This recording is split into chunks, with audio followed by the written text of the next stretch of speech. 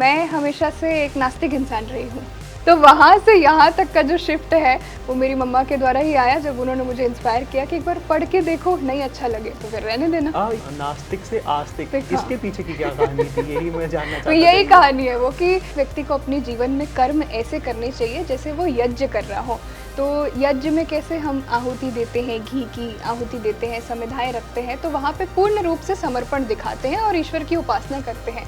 ठीक इसी प्रकार प्रत्येक व्यक्ति को अपने जीवन में अपना कार्य और अपना कर्तव्य भी ऐसे ही करना चाहिए।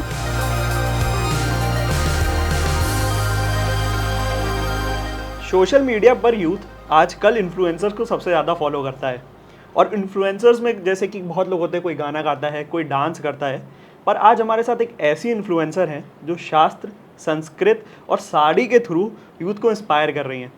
हाल ही में उन्हें पीएम मोदी से हेरिटेज फैशन आइकन अवार्ड भी मिला है। जानवी, बहुत बहुत स्वागत है आपका हमारे साथ। Thank you so much. आप कुछ बात ऐसी है तो कुछ थोड़ा श्लोक से शुरू करें।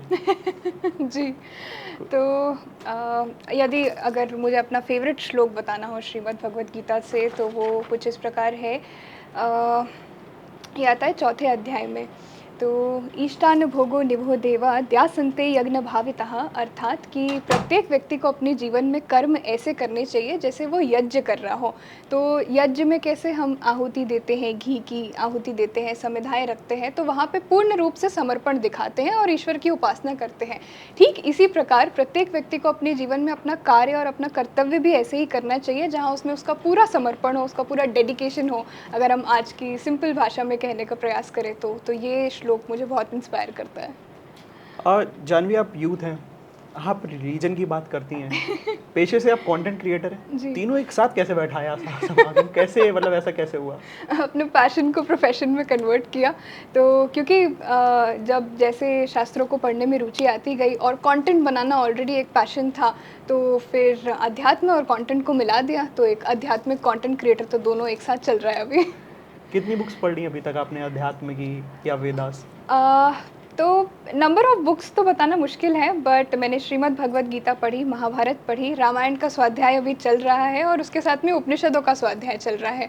तो अभी तक मैंने इतना, जो मेन हमारे वेदांत के जो ग्रंथ हैं, जो शास्त्र हैं, वो इतने हैं। बाकी जो छोटी छोटी किताबें होती हैं जो गाइड की तरह आपको काम करती हैं, वो तो बहुत सारी हैं। शुरू कौन सी किताब से करा था? श्रीमद् भगवद गीता। वहीं से, मतलब वहीं से इंस्पिरेशन मिली? वहीं से इंस्पिरेशन मिली थी, और वो इंस्पिरेशन मुझे मेरी माँ से मिली। तो उन्होंने लॉकडाउन में जब श्रीमद् भगवद गीता पढ़ना शुरू किया था, तो मुझे इंस्पायर किया। और मैं हमेशा से एक नास्तिक इंसान रही हूँ, तो I have been that woke atheist.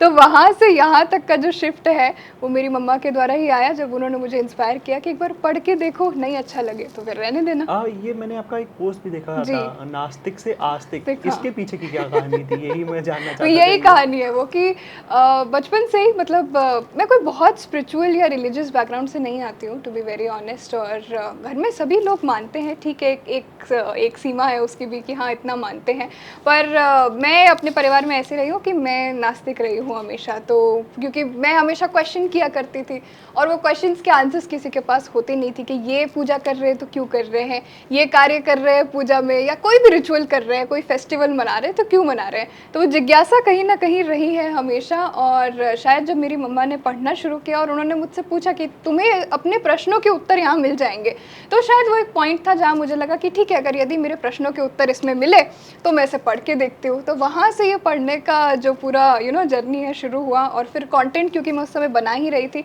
तो फिर कंटेंट भी वैसा शिफ्ट होता चला गया। इंस्टाग्राम पे मैंने आपकी जब आईडी देखी तो उसमें एक लाइन दिखी थी मुझे, शास्त्र, संस्कृत और साड़ी। हाँ जी, इस लाइन को आप एक्सप्लेन कर सकते हैं हमारे लिए?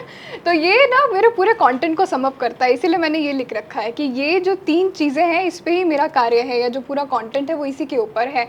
सबसे पहला आता है शास्त्र, जो मैं समझाने का प्रयास कर रही हूँ आसान तरीके से, day to day life examples लेके। जैसे श्रीमद् भगवद गीता में एक एक श्लोक समझाती जा रही हूँ, तो वो एक अच्छा शास्त्र है, सबसे महत्वपूर्ण शास्त्र है। हाँ जी। आपने पूरा पढ़ लिया? नहीं, पढ़ा हुआ है, ऑलरेडी पढ़ा है, 2 बार ऑलरेडी पढ़ चुकी हूँ, तो अभी उसको पढ़ते-पढ़ते फिर से समझा रही हूँ।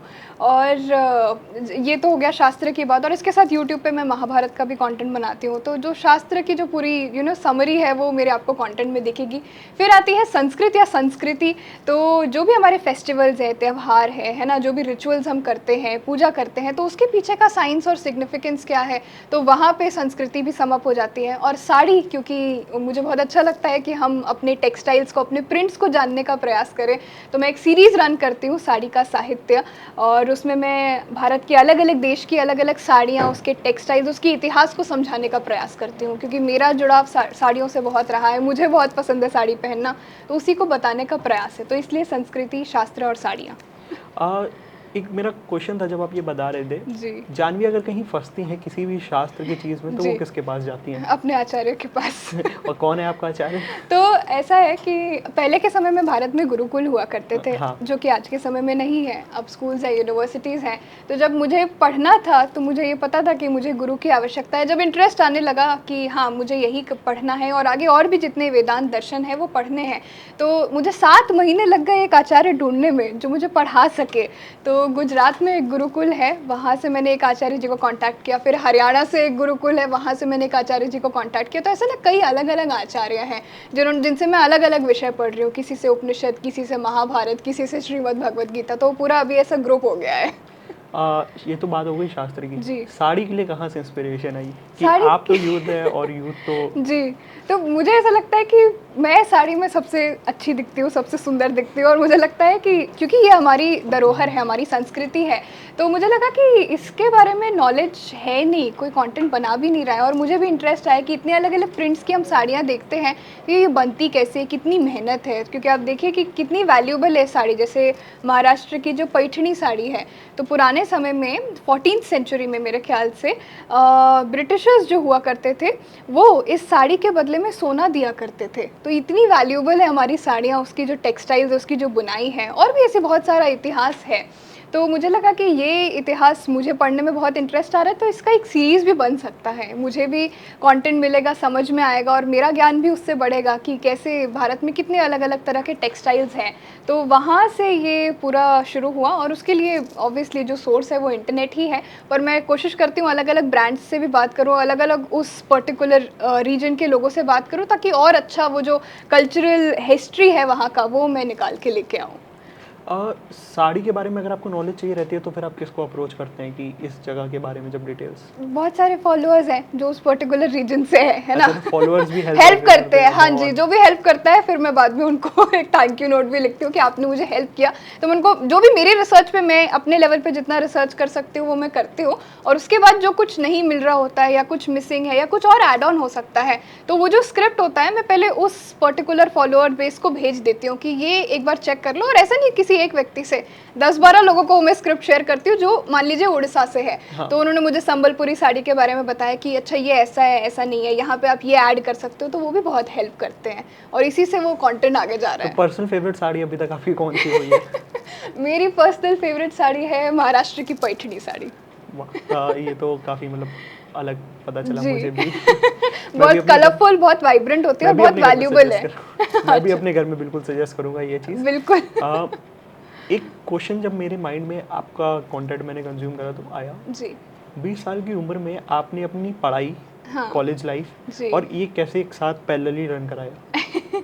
आई थिंक मैनेज करने की बात है तो प्लानिंग ही हर एक चीज़ है, एंड प्लानिंग इज़ दैट की। तो हर चीज़ को, हर कार्य को मैं प्रायोरिटाइज़ करती हूँ कि अच्छा ठीक है, आज मुझे ये कार्य करना है, तो सबसे पहला एक जो टू डू लिस्ट होती है मैं वो बनाती हूँ कि हाँ, आज के दिन में सबसे मेन काम क्या है, तो वो पहले के कुछ टास्क उस तरह फिगर आउट होते हैं, मैं उसमें आगे टाइम भी लिख देती हूँ कि इतने फ्रेमवर्क से इतने फ्रेमवर्क में ये काम होना चाहिए। फिर कॉलेज है, असाइनमेंट्स है, वो भी मैनेज करने होते हैं।